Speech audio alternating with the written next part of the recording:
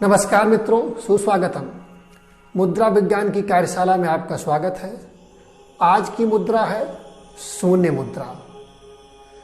शून्य मुद्रा में आकाश तत्व की ऊर्जा को नियंत्रित किया जाता है। तो सबसे पहले हम इसकी विधि जान लेते हैं, फिर इसके लाभ और सावधानियों की भी चर्चा करेंगे। तो किसी भी मुद्रा को करने के लिए सर्वप्रथम तो किसी आसन में बैठना होता है, जैसे पद्मासन, सुखासन, वज्रासन, सिद्धासन। यदि इन किसी आसन में आप नहीं बैठ सकते तो किसी टेबल या चेयर पर भी बैठ सकते हैं। शर्त यही है कि पीठ सीधी होनी चाहिए।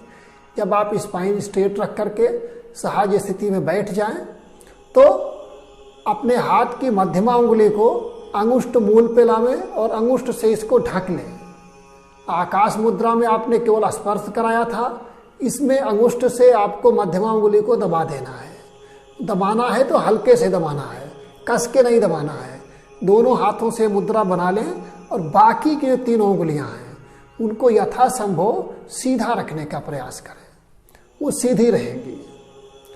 और सहजता से मुद्रा आपकी बन गई। इसके बाद आप अपने घुटनों पर, अगर आप किसी आसन में बैठे हैं यौगिक आसन में, तो घुटनों पर इसको रख लें, अन्यथा कुर्सी के हत्थे पे जहां भी इसको रख सकते हैं रख लें और जितनी देर आवश्यकता है उतनी देर आराम से बैठें। किसी भी मुद्रा में बैठते समय आपको मन से शांत रहना चाहिए, बहुत ज़्यादा विचार मंथन नहीं करना है, आँखों को बंद रखना है, शरीर को शिथिल रखना है, तब इसका प्रभाव अधिक होता है। इसके लाभ की भी चर्चा कर लेते हैं। इस मुद्रा में आकाश तत्व नियंत्रित किया जाता है और इसका प्रमुख प्रभाव कान, गले, मसूड़े और हृदय पर है।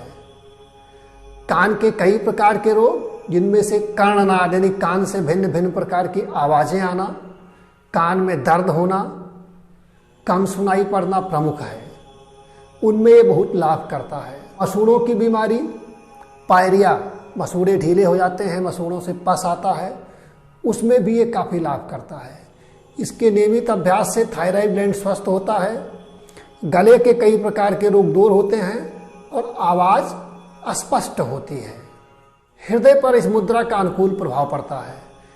यह रक्त संचार को व्यवस्थित करती है, इसलिए जिनको किसी अंग में शून्यपन की शिकायत हो, त्वचा या शरीर का कोई अंग शून्य हो जाता हो, उनको इसका अभ्यास जरूर करना चाहिए। जो बच्चे बहुत हाइपर एक्टिव होते हैं उनके लिए भी ये काफ़ी लाभकारी है।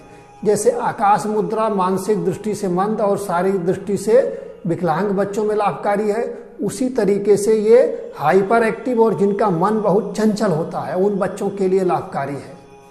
हवाई यात्रा में कभी कभी कानों पर बहुत दबाव पड़ता है, उसके लिए भी अगर आकाश मुद्रा लगा लें तो दबाव कम हो जाता है।